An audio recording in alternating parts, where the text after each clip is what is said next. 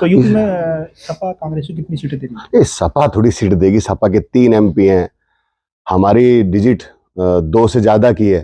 Congress decide करेगी कि किस पार्टी को कितनी सीटें देनी है। सपा भी उस स्थिति में नहीं है कि वो हमें सीटें देगी। हम डिसाइड करेंगे कि किन किन सीटों पे उनके MP रहे हैं, पहले हमारे किन सीटों पे MP रहे हैं, उस पर हमारी पार्टी बैठक कर रही है। और मुझे उम्मीद है बहुत जल्दी बहन जी भी शायद हमारे साथ होंगी, और मैं आमंत्रित भी करना चाहता हूं बहन जी को कि वो आएँ और इस गठबंधन की कमान संभालें, क्योंकि उनके बिना ये गठबंधन कहीं ना कहीं जो पब्लिक है वो अधूरा महसूस कर रही है। बहन जी को भी मैं आमंत्रित करना चाहता हूँ। कि मायावती जी ने तो गठबंधन में आने से वो आचार संहिता है ना, आचार संहिता में क्या होता है, ये जो सरकार होती है उसके पास ED बहुत सारे सरकारी विभाग होते हैं जिन्हें बदमाशी कराते हैं ये।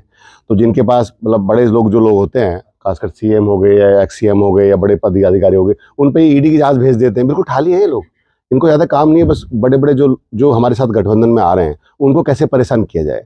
मुझे उम्मीद है कि आचार संहिता के बाद चीज़ें बदलेंगी और इनके पास कुछ होगा भी नहीं डराने के लिए। तो मुझे संभव उम्मीद है कि जैसे आपने जिक्र किया मायावती जी का गठबंधन में आने की उनकी पूरी संभावना है, तो क्या वो PM का चेहरा होंगी क्या? ये देखो, पार्टी डिसाइड करेगी। बड़ा फेस है बहन कुमारी मायावती, बड़ा फेस है इस प्रदेश का, मतलब पूरे देश का। मतलब मैं कहता हूँ कि महिलाओं में अगर ताकत है हमारी प्रदेश में, मायावती जी में जो, तो उनका स्वागत है।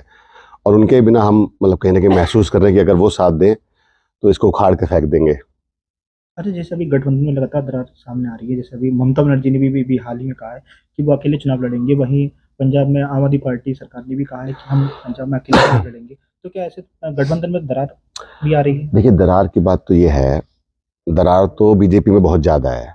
ये लोकल का आदमी चुनाव लड़ता है, ये मुख्यमंत्री करनाल से भेज देते हैं। मतलब ये दरार एक्चुअली हमारे यहाँ नहीं है, ये प्रोसेस होता है। कोई जैसे फसल बोई जाती है तो उसे खाद लगाना है, पानी लगाना है, कभी वो पीली पड़ जाती है, फिर दवाई लगाते हैं। तो ये एक प्रोसेस का एक जरिया है, दरार कुछ नहीं है।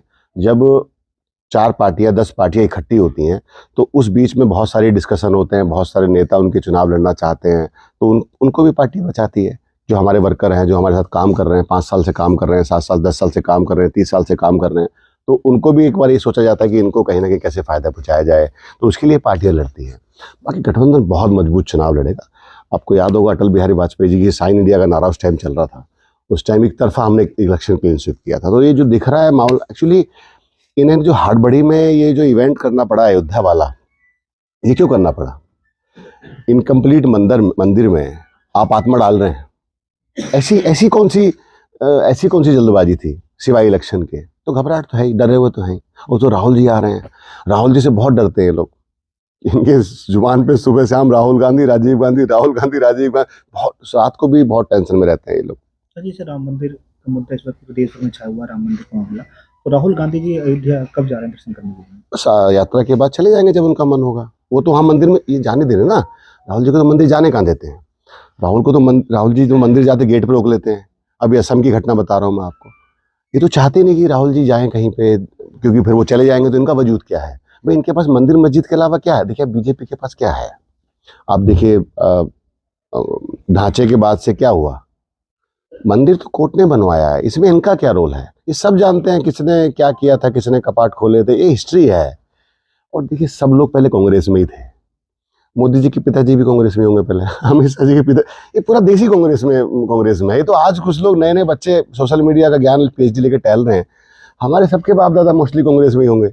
तो ये तो बचकानी बात है। बीजेपी 400 मिशन लेके चल रही टारगेट। हाँ भैया, वो तो 700 का भी ले सकती है। क्या कहेंगे? नहीं, वो देखिए 400 तो कम है, बीजेपी की 700 सीटें भी आ सकती है। बीजेपी एक बड़ा दल है, EVM उनका, चुनाव आयोग उनका, ED ID इंस्पेक्टर सब उनका, तो उनकी 700 भी आ सकती है। और उसको मना मत करना आप, अगर वो कह रहे हैं 700 सीट ला रहे हैं हम, तो वो ले आएंगे, क्योंकि उनको वोट से मतलब नहीं है। उनको तो अधिकारी लगाना है, मशीन दबवानी है, धाएं धाएं धाएं धाएं, आ जाएंगे 700 भी आ जाएंगे। अच्छा, आपकी पार्टी के आचार्य प्रमोद कृष्ण जी लगातार वो अब हिंदुवादी नेता के तौर पर सामने आ रहे हैं और कांग्रेस के नेताओं को बेताल तक संबोधित कर चुके हैं अभी हाल ही में। वो हमारी पार्टी में आचार्य जो प्रमोद कृष्ण जी हैं, इनका कोई पद नहीं है, ना ही हमारे कोई प्रवक्ता हैं। उनके अपने निजी विचार होंगे, उनकी कोई कुंठा होगी, उनके मन में कोई पीड़ा होगी, वो कुछ चाहते होंगे, हो सकता है वो उन्हें ना मिला हो जो उनकी इच्छा हो।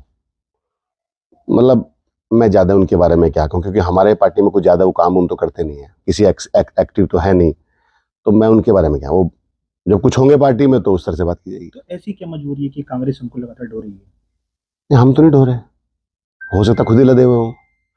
देखिए, ये आपको किसी ने बताया कि ढो रहे हैं? ये बड़ा कन्फ्यूजन है।